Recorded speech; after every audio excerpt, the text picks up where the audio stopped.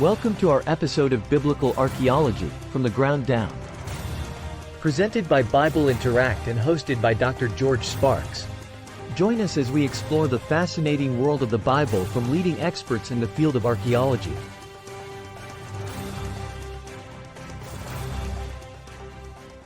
Welcome, everybody. My name is Dr. George Sparks, and this is Biblical Archaeology From the Ground Down, sponsored by Bible Interact. I have a special guest this morning, all the way from Israel. I think he's in Jerusalem, somewhere in Jerusalem. He's still smiling. It is Professor Gary Byers. At this time, I'm going to do your intro. So give me a second. I got it on my little phone right here. And I want to let everybody know your background. Let's see, 4 years of San Quentin. I'm just kidding. Okay. Professor Gary Byers serves on the ABR, Associates for Biblical Research, DIG staff as co-director and senior archaeologist of the Shiloh Excavation in Israel, which I believe that's what you're up to right now, right? Yep. He is also currently serves as the Dean of the College of Archaeology, Trinity Southwest University in Albuquerque, New Mexico. His excavation and field experience includes Assistant Director at Shiloh, Israel, 2017 till present, Assistant Director at Tel El Hammam, Jordan, 2006 till present, Administrative Director at Khirbet El MacArthur, and Senior Archaeologist, and this is also in Israel, 1995 to 2011, and Excavation Staff at Tel Mikna, Ekron, Israel, 1984. Adjunct Professor at Faith Theological Seminary, 2013 to 2018. Member of the Board of Directors of the Near Eastern Archaeological Society, 2000 to present. Serves on the Board of Directors of the Associates of Biblical Research, 2004 to 2019, and is a member of the American School of Oriental Research. Welcome to the program, Professor Gary Byers. Thank you, George. You're welcome. This is definitely a treat from your busy day. Now, did you just come back from the dig today, or were you guys in Jerusalem or wherever you're at?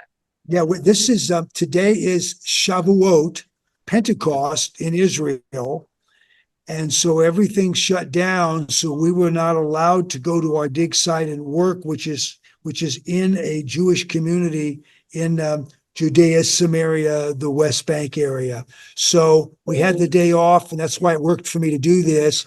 Otherwise, we would be getting back to the hotel around now, filthy, dirty, and usually with assignments before we could, get cleaned up and stuff. So this was the perfect day for you and me to get together. So thanks for the opportunity. Well, I thought you guys look awful clean to be archaeologists, so that's kind of yes. We're feeling pretty good right now, I'll tell you. All right.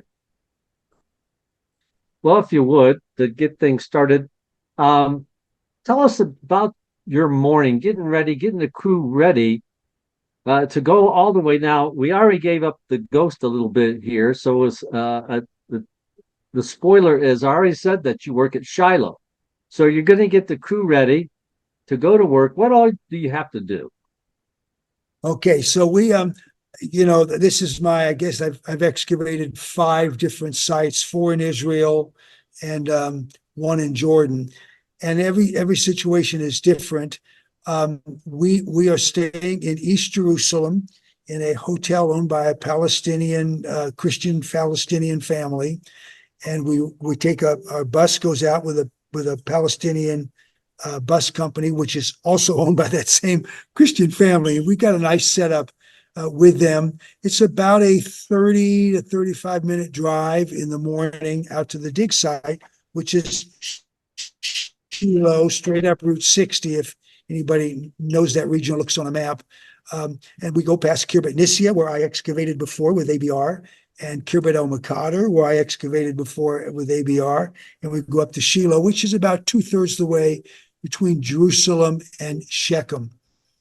So We like to get up early and get to the site before the dirt wakes up, so we can kind of surprise it while it's still asleep. So I get up about 3:30 every morning of the dig days. We have breakfast at 4, and we are on the bus at 4:59 to be leaving by 5:00. I get to the site about 5:30, quarter to 6, and then begin to set up. This is connected, this dig site is connected with the modern community of Shiloh. Shiloh in English, Shiloh in Hebrew. I'll go back and forth as we talk, and I won't even know which one I'm saying. So the community, it's a very secure place. Normally, when we dig, we have to pack up all of our equipment, put it away. At every other dig site I've ever been, here we have not had to do that. So it's a much better situation for us to get started early in the morning. We usually put screens up, kind of tents, to get us away from the sun. We're on a little bit of a hill, and we get a nice breeze. Most of the time, it's pretty decent. Sometimes it gets a little too much, but that really does help in the 90-degree heat that we typically are digging in. So we're up at 3:30, breakfast at 4, on the bus at 5, on the dig site by 6, and work. We'll have we have our lunch. Since we had breakfast at 4 a.m., we have lunch at 10:30. We get it from a local place, and it is from one of the Jewish communities there, so it's kosher.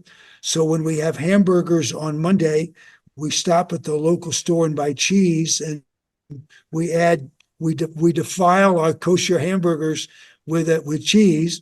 We have Israeli archaeologists with us, so they don't add the cheese, but they appreciate that it's kosher.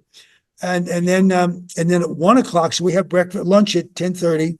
Then at 1:00 we stop digging, and we wash every piece of pottery we found that day. And that typically is over 2,000 pottery sherds. So we spend the next 30 minutes to 45 minutes washing every one of those single pieces so that they will be clean for us the next day to analyze. We call it reading the pottery. So we'll analyze what we found the day before. As a co-director, I spend most of my time, honestly, on the site, walking from square to square, offering some assistance in direction, and then sitting down under the big tent where we have lunch, analyzing pottery with the staff that does that. So I don't spend nearly as much time in the trenches as so many of our people do. We last year we were the largest dig in Israel. With over our 5-week period, we had a total number of over 225 registered diggers, plus people who just wandered in for a day and joined us. This year, with the events in the country, we're down to the high number is this week, and it's 65 people. And so that's still a great number. And our bus is full in the morning as we head out to the dig site every day. So that's kind of how we do it. We have folks, we've had over our 4 weeks, we've had half a dozen Canadians, a couple of them still here. They come and go. People can spend on our dig at Shiloh. We can spend even 1 week. People can spend, even if you don't make a whole week, you make 4 or 5 days. We're happy. If you want to come and dig with us, we're glad to have you. So folks who come for 1 week, 2 weeks, 3 weeks, 4 weeks, there's a couple dozen of us that will be here for 5 weeks. And this is going to be the last week of excavation. Next week, we do conservation, restoration work, so that the things we found or that we have found in the past that are not setting so well, we will fix them up, make them so they can last for years. And that's generally walls that need to be shored up. And we don't add modern concrete. We add an ancient kind of mortar with a little technology with it. But we really try to keep the walls up like they've been like God made them, like they made them 4,000 years ago. We try to keep them working the same way. And we have members from Canada, one from Sweden. This year, most everybody else is an American. Other than we have half a dozen Israeli archaeologists that are working with us. Don't have to. They're not required. We don't have required to have any, but we like to have them work with us. And they're all specialists, so they really can offer technical help to us with specific areas. As evangelical archaeologists, we want to do as good a job as we can do because our work is under special scrutiny, as you would probably imagine. They say we dig with a bias. Well, we do. Our bias is the Bible can be trusted as a historical document. And many of our colleagues dig with another bias that the Bible cannot be trusted. And so their bias is considered acceptable in the archaeological community. Our bias is not. So we work harder than the average archaeologist to try to do a very good job. And of course, we can always do better, but we really do strive to be excellent in our scientific approach and our interpretation. But our interpretation will include, this is what how what we find does connect to the Bible. And many of our colleagues don't believe the Bible is a historical book, so they don't appreciate those connections. But generally, they appreciate the archaeological work we're doing. So that's kind of very straightforward. Yes. Yeah, it is.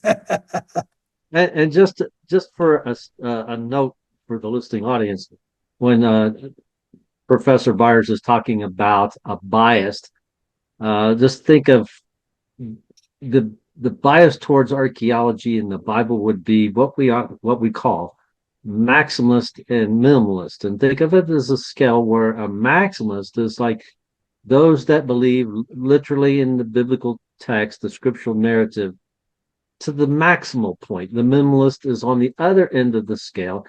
That, in some cases, in all fairness to the minimalist, it depends where you're reading in the Bible. So if you're reading about maybe the Babylonians, that's easily recorded and very well documented. The Syrians, okay, then as we get further and further back, that's when we get the little question mark. And you could say that's where the critical scholars would kick in and say, well, I don't know. Well, maybe. Well, hold on a minute. And then, oh, well, this could be a text that is edited. And this might have some what we call anachronisms. That's what Dr. Byers is talking about, folks. That doesn't mean we don't get along. And me, and if you've been in the program with me and Dr. Graves, to be aware of each other's bias and be respectful towards that. And then we all, even if we don't get along, at least we go to lunch together, right? Absolutely. Absolutely. All right. So that sums that up. But you do something a little different there than some of the excavations that I've been at. We were, the ones I've been at were old school, where we would, of course, do the sifting. You take the buckets out. Maybe I come with a handful of ones. I'm 64 now, and I have a little pocket full of ones. So if you got the neighbor kids helping out and they want to carry buckets, man, I'm glad to hand out $1 bills for that day. And but you dry sift, and then you also do another technique. If you'd like to explain that, if you would, it's yours now. I'm shutting up. All right. Okay. Yes, absolutely. That's good thought, George. So we have a system called wet sifting. It was pioneered, or actually, it was first pioneered at Lachish back in the 1930s, the biblical city of Lachish. And they actually did a little bit of that, but it really got going when the Temple Mount area, which I'm 3/4 of a mile where I'm sitting now from the Temple Mount. I can't see it because of some of the buildings, but it's right there near me, where they began to excavate underneath the Temple Mount. The local Muslim authorities, without Israeli agreement, They did what they wanted to do, and the Israelis government, while there was a lot of complaints, they didn't do anything about it, didn't stop it. As an archaeologist, I wanted to see some control, and there was just none. And so they dumped the stuff, the material that they took out from under the Temple Mount, just dumped it out in the Kidron Valley. And a bunch of Israeli archaeologists, not a bunch, a few, just a couple, rather than just whining and complaining, they went down there and started sifting the material. And very quickly they decided they had water available, and they began to not only, and you mentioned dry sifting, that's where you take the dirt and just run it through a regular screen, and you get what you can, you keep what's still on the screen, the dirt goes through the bottom, and then you look at what's on your screen. Well, if you could wet that screen down, you could see so much more. And so we've that started the Temple Mount sifting project, and Dr. Scott Stripling, the director here at Shiloh, was one of the supervisors on that project. And he just said, if I ever get the chance, I'm going to wet sift. And so when we stopped at Kirbet Omakater in about 2017, 18, we were invited by the local archaeological authorities to come to Shiloh. We had connections and friends, and they said, why don't you come up here? There's plenty of stuff to dig at Shiloh, and we'd be glad to have you. And so we did. And of course, one of the things that made it so interesting is because we would have water and we could make our own wet sifting station. So one of the Canadian team members on our group, his name is Steve Rudd. I refer to him as our mad scientist. He doesn't have a degree in engineering, but he's one of those guys that can engineer anything. And he made from scratch a 12 station, 12 positions where people can wet sift with a tank, a pump. We recycle the water. It's an absolutely incredible, ingenious system. And every archaeologist that comes by and visits, it drools over what we have. And so we wet sift virtually everything. There's stuff that we say is just fill, and it's just overkill. We need to save our time and energy for the good stuff. And so we work really hard at wet sifting virtually everything that comes from a good context in archaeology. And the benefits are the people that dug at Shiloh before us for half a dozen seasons between them, they found 6 scarabs. Because we wet sift, we have found 15. So we've more than doubled what they found, not because we're better archaeologists, we have better technology, and we are using it efficiently and effectively.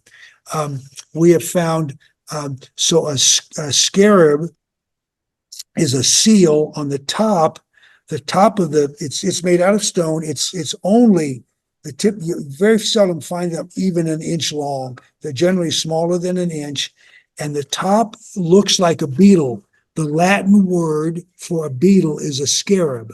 So a scarab is a beetle.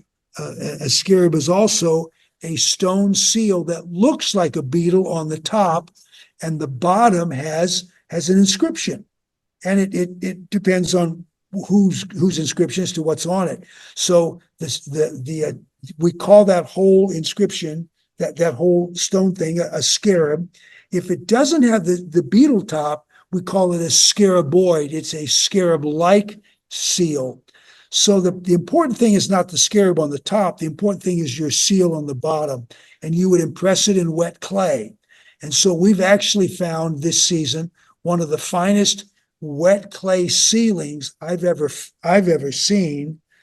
And we don't know enough about it yet. We've only had it cleaned. We haven't had it analyzed or tried to read the inscription, but just amazing inscription. Bula, which is wet clay.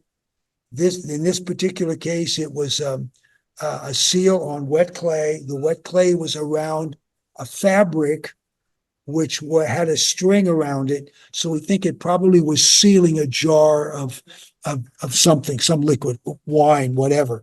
And so it was just an amazing find. I've never seen one quite like it. So that's just an example of what comes out of our wet sifting, as well as we find metal objects. We have found gold on 3 occasions. It's just amazing what can be seen once you can put water spray to an item. And of course, the smaller the screen makes it harder to get the dirt through, but the more you save. And we've saved some just absolutely amazing things this season, which I actually talked about that sealing, that bula, where you make the sealing from the seal.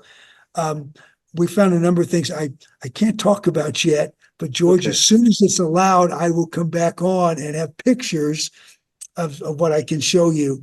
When the dig puts out stuff, if you don't put it out the right way, people take it and use it even before we've had time to discuss it, and they come up with whatever their own ideas and theories are. So archaeologists have just come to the conclusion it's better to hold it until you're ready.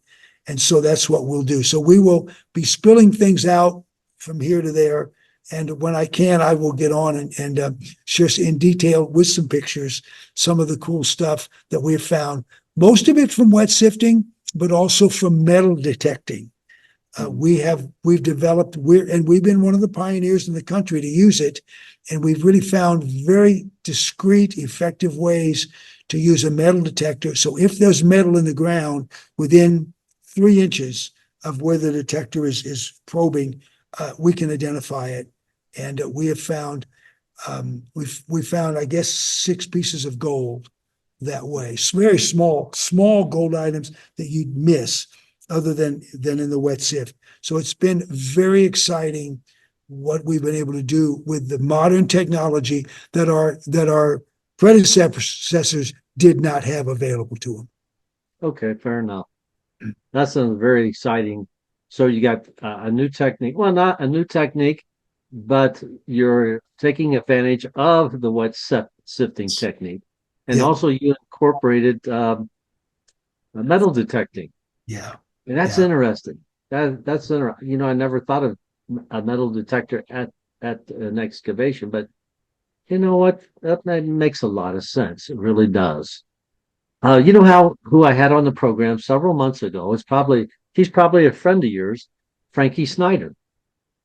She is our small finds director of small finds. She is amazing. Is she with you now at all or no? Yes, she's here on the site. I don't know where she is today, but she's on the That's site fine. with us for all 4 weeks of the excavation. Well, in that case, you tell her that George Sparks said hi because I just wrote it down. You mentioned wet sifting. I thought, oh, I wonder if Mrs. Snyder's there with you guys, you know? She's our And gal. if so, then yeah, that's great. Um, so you're finding things as small as scarabs. Now, a scarab could be like the size, let's say, of my knuckle, and there's space right in here. You can wear it as a ring, or they could wear it as decoration, and Yes. it could stay in circulation. We'll just say circulation, like a penny. It could be in there for decades. That's very exciting, and you could have what we call, you said hieroglyphs, or have some kind of Egyptian designs. And scarabs would be a really fun find.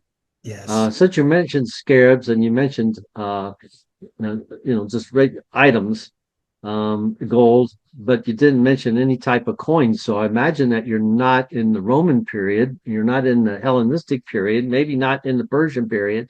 So by listening to you, I'm going to throw. You don't have to say. I'm thinking Iron Age, maybe Iron Age 2. That's where you guys are at, maybe. Good question. In fact, we just had last night, we had a presentation by one of the professors here who has been studying the Roman material at our site. Oh, And okay. based on the militaria that we've identified, that he's identified from our excavation, he has reconstructed a Roman battle at Shiloh on the Romans as they're heading towards Jerusalem in 69 AD.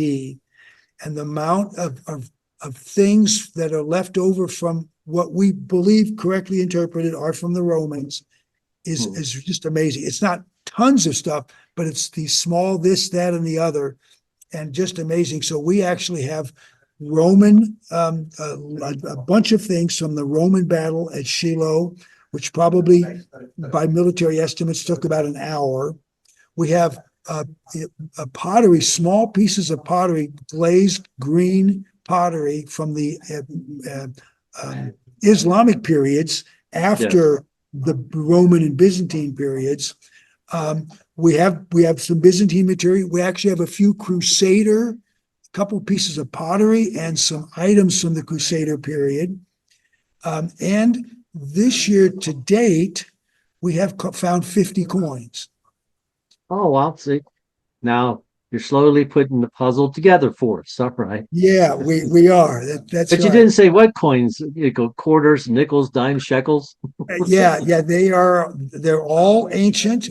Now I can tell you from last year, we just found out we had 4 silver coins from last year, 2 Muslim, 1 Roman, and 1 Persian. If you got a Quite Persian coin, exciting to us. The coinage started in the Persian period. okay, but how size would, if you found a Persian coin, those might be really, really tiny. Was that with the metal detector that you found that one or what? I think either the metal detector or in the wet sift. Yes. You wouldn't find it in the ground. You wouldn't find it in dry sift. You would take one or the other, and I don't remember where they came from. Those are hard to find even if they're on your desk. Uh, That's right. if One they're of them that was, small, I'm going to take once again, this is just this guessing, a Yehud coin. They call them Yehud. yes. And it could be a Sumerian Yehud coin, but from the Persian period. They are so super tiny, folks. They're like fingernail size. The button And on well, my shirt was larger, was about twice the size of the smallest of those 4 coins that I got to see. And I think that was the Persian coin that was the smallest. that's exciting. Yeah, it's pretty cool. That's really exciting.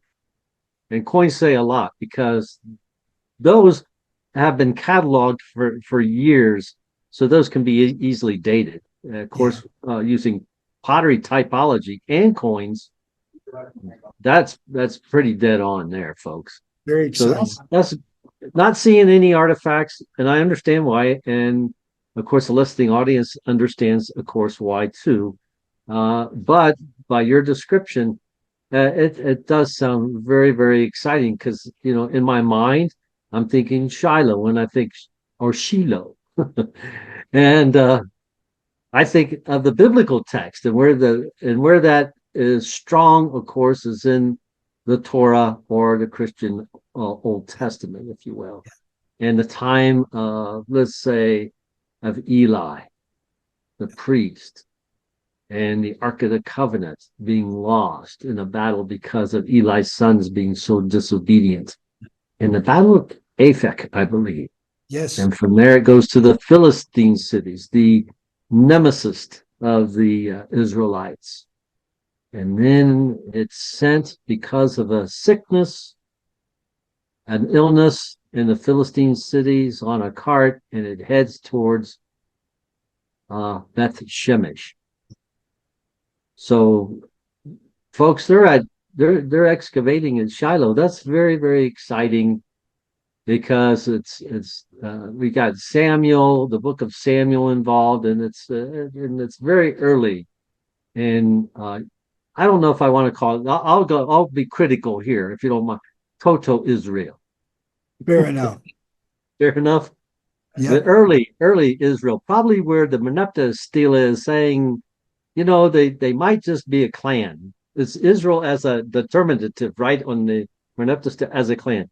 I don't want to get too far, and I don't want to. Let's go on. So you described the artifacts. You described how you put everybody together. You're out there at the dig. You're using the dry sifting, the wet sifting, and you got Frankie Snyder there. Yep. So what a great time. So what time do we got here? Okay, it's 37. How would you like to finish this up? I appreciate all your time and everything that you're doing for us here. Well, I'll tell you what, I'll just, as a teaser for the next time, the 3 big things that we have at the site are the possible city gate of Shiloh, and you just made reference to Eli. A second is the favisa, the sacred dump. It's a Latin word, favisa, for a pit.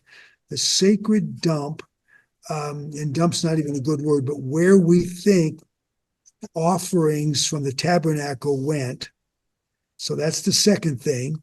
And then the third thing is we have the outline of a structure that we think might be the best location for the Ark of the Covenant at Shiloh.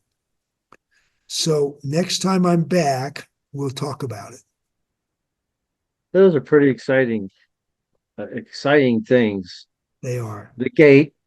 Now you're putting that at the time of the judges because you said possibly. I'm just kidding. Yep. The sacred dump. If you said sacred dump, kosher remains. Yep, kosher. No, leave it alone. Kosher remains. It's the offerings kosher. Yeah. Outline of the ark. Okay, that's going to be, so you're looking at dimension. I'm sorry if I said ark, I meant tabernacle. Tabernacle. Oh, you said ark, so now okay, tabernacle. Tabernacle. Fair enough. What I meant to say. If you said ark, you did say ark, but sorry. Okay, that's a good teaser though. You said teaser, then you come back and say, "Oops." But anyway, that's tabernacle. That's pretty good. You said the outline of it, so you got a structure. Yes, sir. Because in the biblical narrative, we're looking at a tent, and it'd be hard to find a structure if you're pulling up stakes, right? Yes. But you're saying there's an actual structure there with the same dimensions. I get it. And that's very exciting stuff. Yeah. And man, I wish I could be there for that. If you can be there and have as much as I got going on, this could work. This could work. Well, you and your listeners would be glad to have you with us about this same time next year. Okay, that's an invite, right? So, folks, invite. there you have it. From one of the dig coordinators out there, Professor Gary Byers. Get your stuff together, get your backpack, get in shape, get some suntan lotion, because next season you guys are going to be out there helping with all this excavation, and then all the stories you get to tell your grandchildren. Yeah, absolutely. All right. Professor Byers, thank you so much for your time. I really appreciate this. Such a treat to have you. And I can see you're going to be busy today with your folks. Enjoy your day off, sir. Thank you, buddy. It's my privilege to be with you. All right. Thank you very much. I'm signing off. This is Biblical Archaeology from the Ground Down, sponsored by Bible Interact. Once again, thanks so much for your time. I appreciate it. Everybody, have a great day. Blessings, my friend. Thank you.